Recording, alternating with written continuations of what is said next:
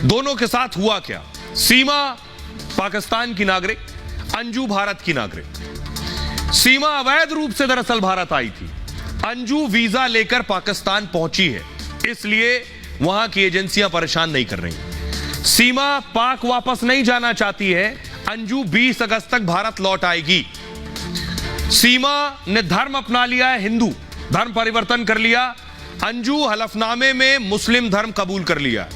सीमा हैदर अब सीमा मीणा हो चुकी है और अंजू का नाम फातिमा हो गया है। सीमा हैदर से पूछताछ चल रही है और अंजू से पूछताछ में क्लीन चिट मिली अंजू को। सीमा फर्जी आधार पर एक्शन हो सकता है सीमा पर। अंजू के सारे दस्तावेज सही पाए गए हैं जांच में। सीमा प्रेमी से शादी करने का दावा है और प्रेमी से शादी की तैयारी है, हलफनामा तो कह रहा है शादी कर ली है। सीमा 4 बच्चों के साथ भारत पहुंची, अंजू अपने दोनों बच्चों को छोड़कर पाकिस्तान चली गई। अब सुनिए जरा, अब दोनों के पति परेशान हैं। सीमा के जो शौहर हैं वो सऊदी अरब में रहते हैं, गुलाम हैदर। कई बार उन्हें कैमरे के आगे आपने देखा होगा। उधर गुलाम हैदर बच्चों को वापस चाह रहे हैं, यहां अंजू के पति हैं अरविंद। दोनों पतियों को सुनिए जरा। मैं तो सीमा को कह रहा हूँ सर कि आ जाओ, आपके बच्चों का फ्यूचर का मसला है, ऐसा कोई बात नहीं है। हमारा लव मैरिज था सीमा, मैं अभी भी आपसे मोहब्बत करता हूँ, बात सुनो प्लीज़, आ जाओ। देख मैं तेरा शोहर जिंदा हूँ, मैं अभी भी आपको अपना लूँगा, प्लीज़ तुम मेरी बात मानो, जिद छोड़ो और घर आ जाओ। मैं जैसा तुम बोलेगा वैसा ही होगा। कि तुमको ये भी पता है कि हैदर कितना प्यार करता है मुझसे। अभी भी मैं आपको कह रहा हूँ बच्चों को अपनाएंगे, बच्चों को स्कूल अच्छा तालीम दिलवाएंगे, इसलिए सीमा प्लीज़। तो उनका क्या रिएक्शन था, इस पर क्या कहना है? मैंने फिर दोबारा फ़ोन किया, मैंने खुद किया फ़ोन मांग के। मेरा तो फ़ोन टूट गया है, उसमें भी दिखाई नहीं देता। मैंने फ़ोन किया, भाई लाहौर कैसे चलेगी, पासपोर्ट लेके गई है क्या? बिना पासपोर्ट तो जा नहीं सकती। तो है वहाँ तो वीज़ा लगे, और मैंने ये पूछा भी नहीं वीज़ा कब अप्लाई किया, ये नहीं पूछा मैंने उससे। फिर कह रही मेरा वो थोड़ा मेरे को परेशान मत करो, मैं बाद में कॉल करूँगी, साल से उससे पूछ लो गलती से। मैंने फिर उसको फ़ोन किया तो कह रही है वॉइस कॉलिंग करो, मैं बात करती हूँ। वॉइस कॉलिंग में कह रही वो 2-3 दिन के लिए गई है, वो आ जाएगी 2-3 दिन में। तो आप सुन रहे थे अंजू के पति अरविंद को। अब जरा वो तस्वीर मैं आपको दिखाता हूं जिसमें अंजू भी है। ये देख रहे हैं, ये अंजू की तस्वीर है, अंजू की बेटी जिसकी उम्र 15 साल है, अंजू के पति जिन्हें अभी आप सुन रहे थे, और एक बच्चा भी है। अंजू परिवार को छोड़कर पाकिस्तान गई है नसरुल से शादी करने के लिए। अगली तस्वीर दिखाइए जरा। ये अंजू के पिता हैं। पिता बहुत नाराज है अंजू से और बताया जाता है 20 साल से अंजू से बात नहीं की पिता ने। अगली तस्वीर दिखाइए।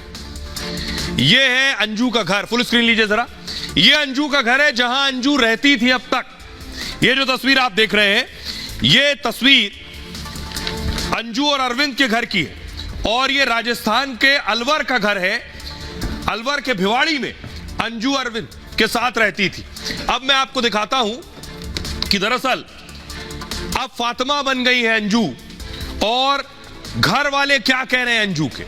पति को आपने सुना, लेकिन पिता से क्या ताल्लुक है, और अंजू साथ साथ पति को बताकर क्या गई थी, ये आप देख रहे हैं। राजस्थान की अंजू प्यार के लिए पाकिस्तान पहुंची।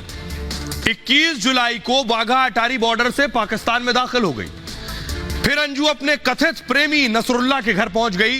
दोनों फेसबुक के जरिए एक दूसरे से जुड़े थे, फिर व्हाट्सएप पर दोनों में बातें होने लगी। अंजू के पाकिस्तान जाने पर पति अरविंद का दावा यह है कि अंजू ने पाक जाने का प्लान एकदम गुपचुप तरीके से बनाया।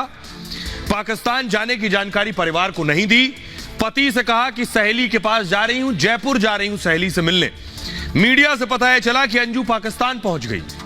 पति ने अंजू को फोन लगाया तो उसने कहा पाक में हूं मैं, पासपोर्ट और वीजा के साथ पाकिस्तान आ गई हूं। अंजू के पाकिस्तान जाने से उनके पिता नाराज हैं। अंजू के पाक जाने के फैसले को गलत बताया है पिता ने। ये पिता की तस्वीर आप देख रहे हैं। पिता ने अंजू के सनकी होने का दावा किया है। पिता के संपर्क में बहुत कम रही है अंजू। उनका कहना है अंजू से किसी तरह का कोई संबंध नहीं है।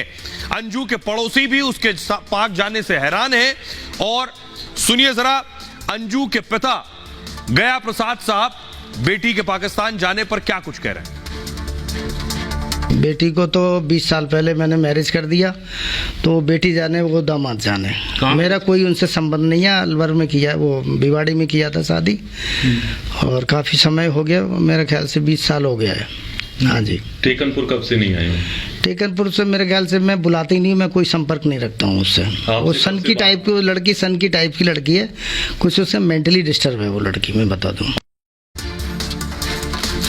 आपने सुना गया प्रसाद जी को, जो अंजू के पिता हैं। वो कह रहे हैं मेरा अंजू से कोई ताल्लुक नहीं, 20 साल से मेरा कोई ताल्लुक नहीं अंजू से। अब इधर दूसरी तरफ सीमा कहां है?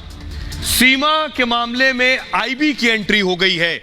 सीमा से एटीएस पूछताछ कर चुकी है। आईबी की एंट्री मतलब इंटेलिजेंस ब्यूरो की एंट्री, खुफिया विभाग की एंट्री। खुफिया विभाग के इस पूरी जांच में शामिल होने का मतलब क्या एजेंसियों को सीमा के मामले में कुछ बड़ा मिल गया है?